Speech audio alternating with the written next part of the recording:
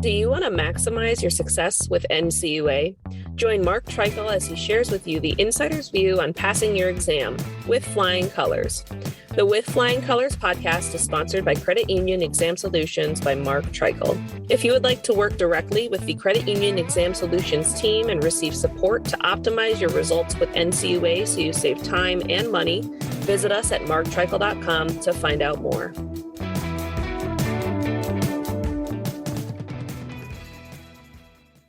Hey everyone, welcome back for another episode of With Flying Colors. I'm Mark Treichel, and I'm pleased today to be joined by Steve Farrar. Steve, how are you doing today? I'm doing just fine. I think, Steve, the last time we chatted, it was on Capital, and before that, we talked about the NCUA exam priority letters. One of those priorities in that discussion was a discussion on loan participation. So today's topic is a discussion about loan participations and eligible obligations. Before we jump into specifics, for those of you who may not have heard those previous podcasts or don't know your background, could you give us a little bit of your biography in credit unions? Very good. Yeah, I would start out as an examiner out here in Montana and quickly had to deal with a couple of failures of small institutions around my hometown, which led me to doing problem resolution for NCUA for the next 15 years. Then I went to the central office and worked on problem resolution at more of a national level and training problem case officers, and ended up doing a lot of regulatory work at the end of my 35-year career. Yeah, it was a great career. You know, you and I worked together on the West Coast and on the East Coast. And you played a big role in a lot of NCUA policies that people deal with out there, like the capital rule that we discussed and, training the examiners and the problem resolution. So excited to kind of walk through this topic with you today. And as I mentioned, this topic of the loan participations is in the priority letter this year. And I think one of the reasons you pointed out in the past podcast is because of the growth in that area. So could you speak to the numbers that you're seeing and that NCUA is seeing as well on these topics?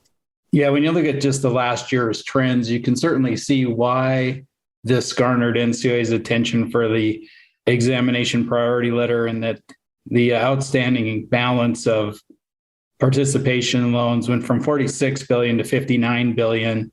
So that was a big jump compared to all the prior years, which was kind of interesting because some of the other big programs had kind of come to an end, like the taxi program was winding down, certainly, and the outstanding amount of those. But participation loans are now up to 4.7% of loans. The eligible obligations increased also significantly. They went from 1.69% of loans to 3%. So that was also a pretty big jump. On the good side is the performance of participation loans improved, especially when you compare to prior years. And once again, I think that's the losses from the taxi medallion loans kind of coming off the system, and that now delinquency is down to 0.4%, and it was running around 0.7 in prior years. And charge-offs, well, like all charge-offs in the last year, they're also down to 0.18% compared to 0.3% in 20. So the performance on them is quite good. I don't have much on yields, but I suspect that they're pretty healthy. Very good. And so you touched on the fact that the medallion losses have rolled off. That can assist the numbers. You and I are both familiar from our time at NCUA in different roles that we played relative to how those taxi medallion loans performed, or at the end of the life of most of those, how they did not perform very well. Any thoughts on lessons learned relative to participation loans as it relates specifically to what could have been gleaned from that medallion situation? Yeah, that one is interesting because you had the loans that had a really nice yield to them, and you had just a few credit unions producing a large volume of them, so they couldn't absorb it all into their books. So it became kind of a widespread participation, and everybody's like, well, but they're doing so good. But we always kind of tended to forget that they were unique and asset almost like art. In a participation loan, you can do participation loans that you don't normally underwrite. And the thing is I know some of the credit unions way out here in the West in rural areas that were participating in taxi medallion loans. And you're like, what would they really know about that business? But they did purchase participations in them. And those were tended to be ones that were really quick to say, we're just going to write all that off when they started doing bad. But the losses in that program ended up being, last report I could look up was $750 million that the insurance fund lost. Well, the losses are much greater when you tend to take it into the amount of capital that was lost in the credit unions invested in them. And in my career, it was fortunate that I also worked with some of the other big type of participation loans that are out there, and that the church participation loans were one that were pretty widespread, tended to perform quite well. That is another one that was, when you're looking at those types of loans, they were quite different to look at. So, just how comfortable were those purchasers in being able to look at those types of loans of which they don't normally grant. So we'll kind of touch on some of those as we go through this presentation. When you bring up certain types of loans being booked by certain credit unions and having high concentrations, and then earlier you mentioned, 4.7%, I think, of all loans are in, was it loans, 4.7% of loans that are in participations? Did I have that right? Or was it? Participation loans to total loans. Okay, great. And, one thing I used to say as a regional director is you can put a little bit of something in any amount and you can probably manage that risk. It was in situations where people got a little bit too much booked either on their own books, or they liked that yield so much that they went after a little bit too much of it. And then another observation about the medallions, as you were talking about them, it reminded me of something a former NCUA board member, Mark McWaters, would say when the topic came up. He would talk about the horse and buggy. The horse and buggy was a great way of getting around this country until the automobile came along. And there was a correlation in the taxi medallions. Uber and the other Lyft and those companies came along, and it changed the game. So it looked low risk until there was a seismic event, and sometimes those seismic events can cause losses. I'll just leave that at that. So NCUA handles things in different ways. They have guidance and they have regulations to deal with different things. In this instance, as we're talking about participations and eligible obligations, there are regulations for both of these. So what are your thoughts? Any comments you want to make relative to the regulations on both participations and eligible obligations? I don't want to go into a lot of detail because these two regulations are not lengthy and they're fairly easy to understand.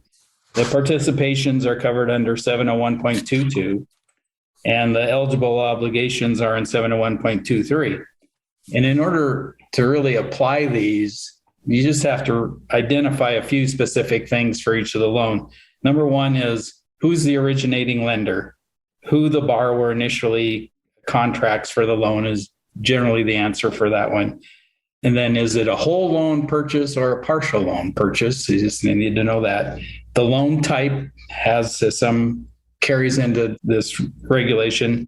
The borrower's membership status, and that one comes up. And then your CAMEL code comes into play for some of the regulations and what can be purchased.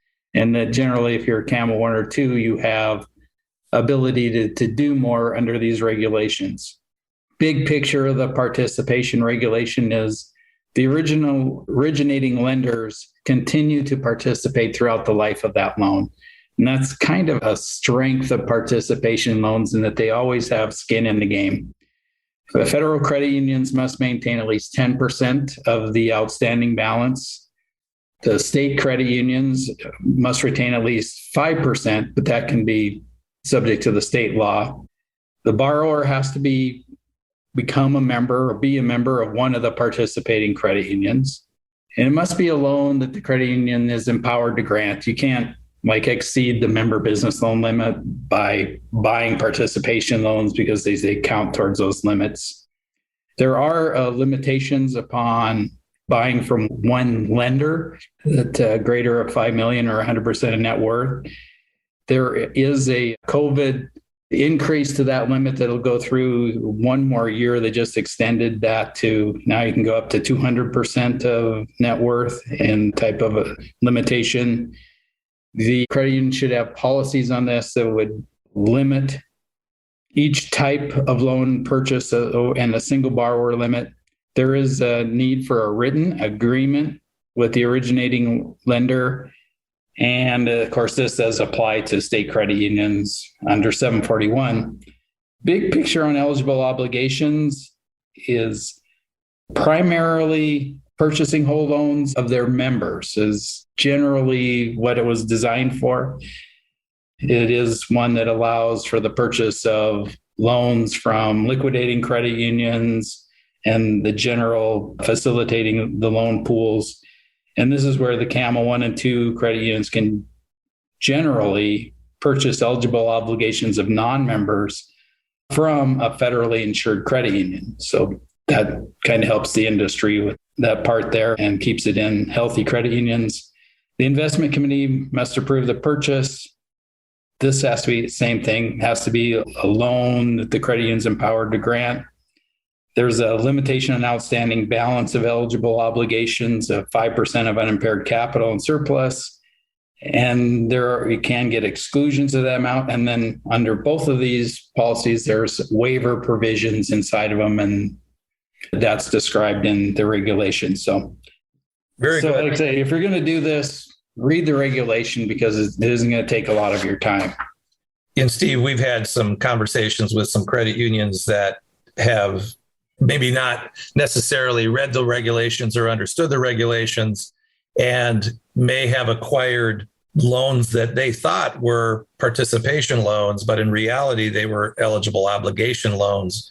And so they found themselves in a situation where they had different limits. They had the 5% of unimpaired capital and surplus, and or they may not have had, the CAMEL code that worked with how they acquired those loans. So it's very important to buyer beware, to understand what it is that you're purchasing. Is it a participation? Is it an eligible obligation? Obviously, in the end, if it's borrower's ability to repay and what's the collateral, there's that side of it that makes the asset very similar.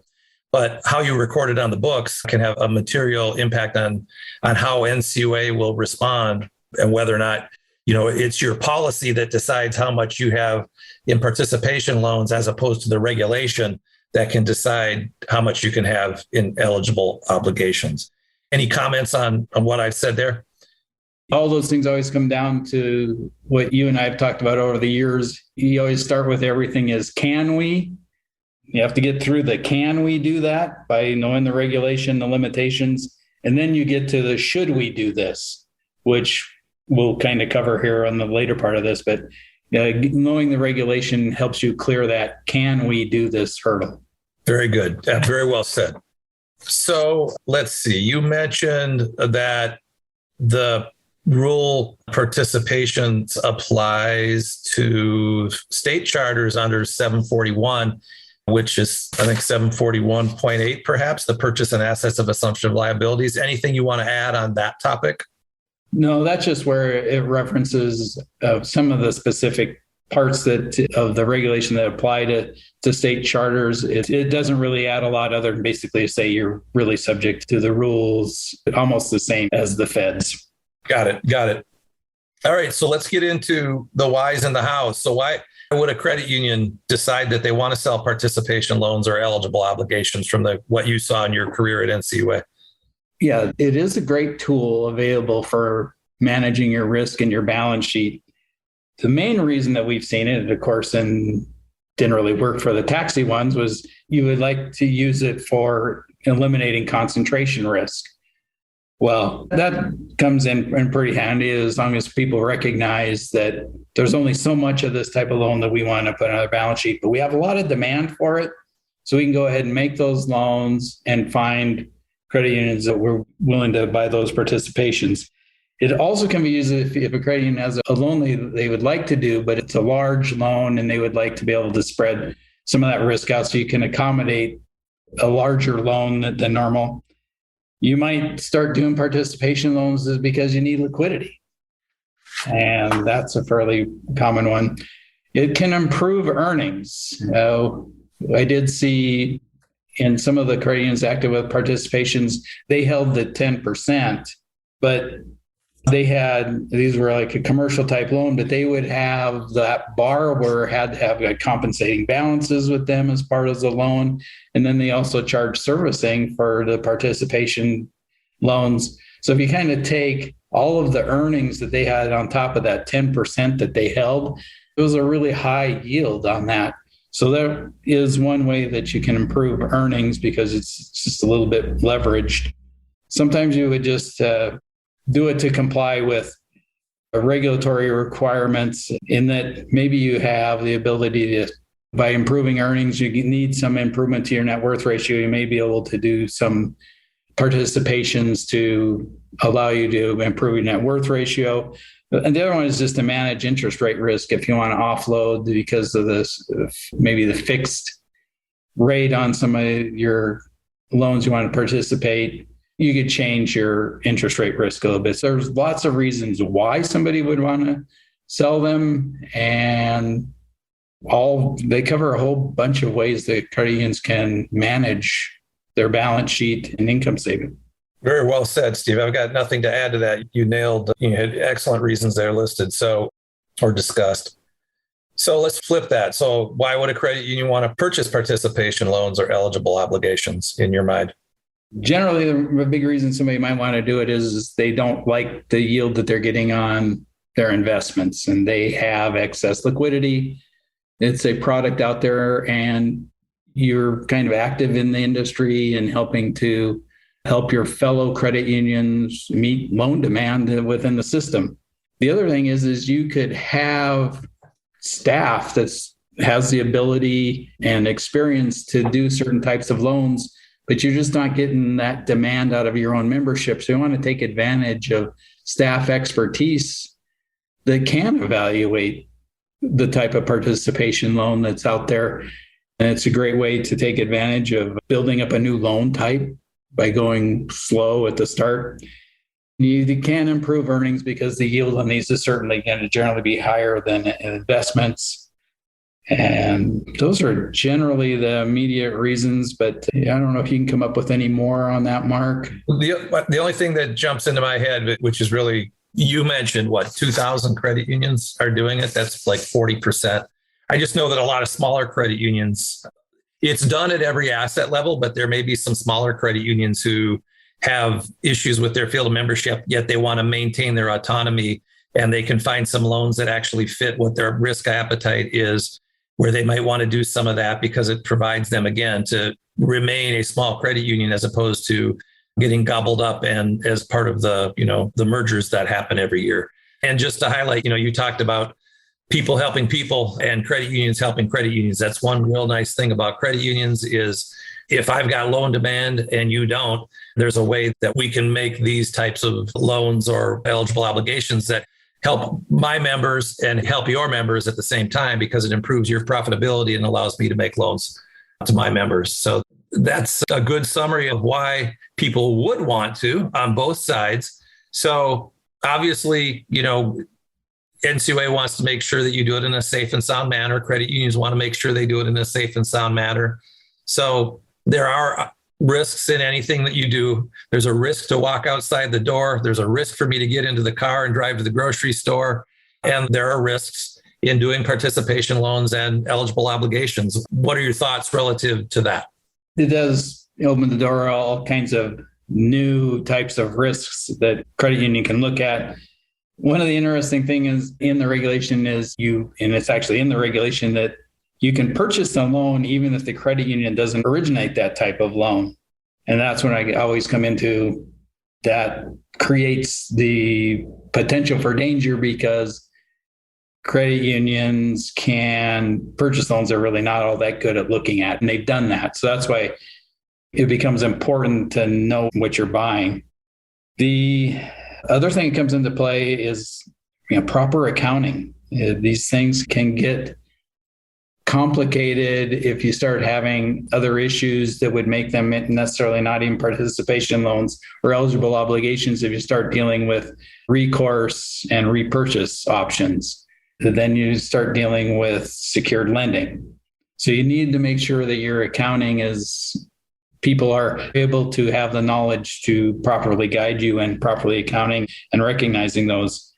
Understanding all of the contractual rights that come about for these things is important.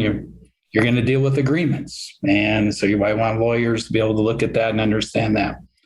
Reporting on the call report can also be a little bit tricky. So you want to make sure, once again, if you have good accounting, you'll get that right, because it's easy to get nicked on your call report because of poor reporting. I've talked a little bit about the agreement. The quality of the participation agreement is a big part of how safe I think your participation will only be. You have to have that timely credit information and notice of changes of borrower status that the originator would have to share with you. The requirement to consult with participants to modify the loan and actions on defaulted loans. That part was actually specifically mentioned in the postmortem of the taxi loan situation, and that it said that a number of adjustments were made to the loans the participants were not aware of. Then that agreement should also cover things like resolution in event of disagreement between the parties. So that covers a whole part of the things. And actually NCUA in some of their documentation has identified some unsafe and unsound operating policies and practices in loan participations. And it really all comes down to, due diligence, but you're going to have it because you're dealing with third parties. NCUA always has, you have to know who you're doing business with. That's really important. You have to do diligence on the individual loans and the loan policies that you're buying them from. Investigation of the individual borrower's credit position, same as any other loan that you would look at. The condition of the security properties, adequacy of appraisals. If you're not reviewing the reports provided by the servicer, that's unsafe and unsound, because sometimes they are giving good reports, but nobody at the credit union is looking at it because, the originator is taking care of it. Well, you still have the responsibility to look at that loan. You need to have all of the copies of the original documents. That's a requirement. Then you should have kind of all of the relevant documents. It could be, some of the legal opinions and those types of things involved with the loan. Sometimes you could be looking to purchase loans with kind of a higher yield. And certainly if the higher yield usually means more risk, you have to make sure that you have evaluated why that yield is higher. Is it due to risk, and is that appropriate? If you're going to do participations, you might want to start off kind of small and do a few and make sure that you got all of the accounting and everything together versus saying, well, we're doing participation loans. Let's do a whole bunch of them and then end up in trouble with your examiner. So those are kind of the general, like, unsafe and unsound things that can be brought up by getting involved in these programs. So on the topic of kind of tiptoeing into a new product, NCUA always looks at things that you do new. How are you doing them? One thing I used to say was, we want to see you crawl before you walk and walk before you run. And that's a good way to get into any program. You talked about the call report and making sure you fill that out. It's also my understanding that until recently, it might even be this quarter, the ability to code on the 5300 relative to eligible obligations, NCUA wasn't even asking the right questions yet. And I believe they've resolved that with this last cycle. I was having a conversation with a client the other day who mentioned that change is frustrating for people. And so the new rules in the call report and the new instructions, this one particular credit union, which is a pretty big credit union, was having some challenges deciphering this new call report. And I'm sure NCUA will work the kinks out. And, those instructions can be complicated, especially when they're changed, but you do want to make sure you report it correctly. You talked about the agreements. I refer to bell curves all the time. There's good agreements, there's bad agreements, and there's mediocre agreements. And that can run both ways. They can be good for the seller, but bad for the buyer, or good for the buyer and bad for the seller. You really should negotiate those so that it's everybody in the agreement is treated appropriately. And, if you don't like what you see there, you should negotiate to get terms that make more sense for your credit union. You mentioned due diligence. I'll just touch on that. There's a letter to credit unions. It's pretty old now on third-party due diligence. That comes up in exams a lot. It's one of the things that you will see and cited as an examiner findings or cited in document resolutions, that you need to understand your third parties and you need to do due diligence relative to them. So yeah, you hit the main points. Those are some that I wanted to kind of highlight myself. So I think we're getting closer to wrapping this up. So we've talked about the regulations on both eligible obligations and loan participations. Are there any other resources that if someone was wanting to, do their due diligence or consider getting into this, if they haven't done so, that you would recommend anybody look at? Yeah, I'll touch on the ones that I tend to spend any time on and share with anybody getting into this. Is there's like the Mark touched on the third party letter. That one's from 2007. In 2008, NCUA issued a evaluating loan participant programs letter, a supervisory letter. And that one is actually pretty good. It covers a lot of areas, and it has a questionnaire in there that can be filled out that has a lot of questions and covers all of the areas that we talked about on this one. And then there's a narrative that's very good on that. The other item that I go through, so let's see, if you're looking for that one, it'd be Letter to Credit Unions 08-CU-26 from November 2008. The other items I look at anytime I'm dealing with the regulation is the preambles. The last major change to any of this rule, both 701.22 and 701.23, were published in June of 2013. So you can go to the Federal Register and find the preamble of those rules from 2013. And that contains a lot of the minutia that you might find helpful. The FDIC's manual of examination policies under the loan section does have parts that talk about loan participations that seem to carry over pretty well, especially when it talks about risks that could be included in these types of products. So those would be kind of a quick list of other resources. Okay, great. Well, before we wrap this up, I want to touch on a couple of things you said there and make an analogy.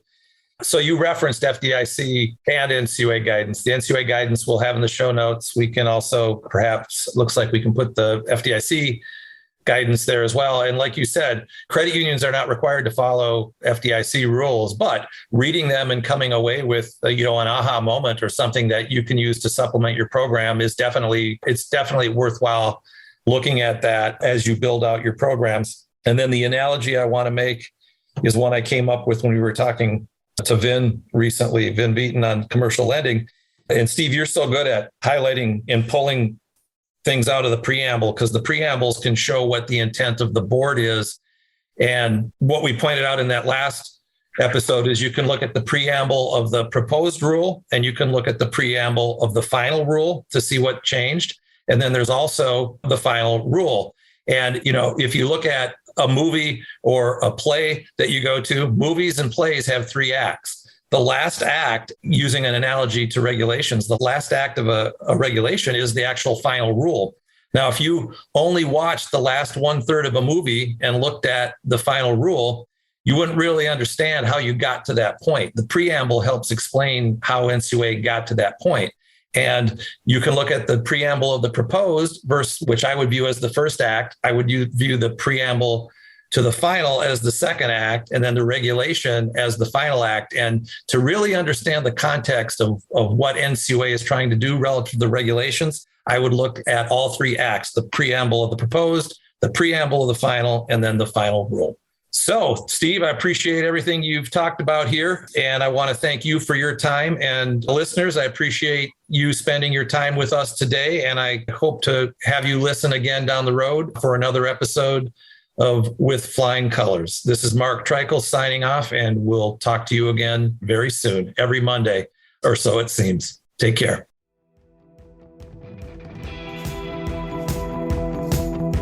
Thank you for joining us on this episode of With Flying Colors. Subscribe on your favorite podcast app to hear future episodes where subject matter experts of all varieties will provide tips on how to achieve success with NCUA. If you would like to learn more about how we assist credit unions, check out our services at marktreichel.com.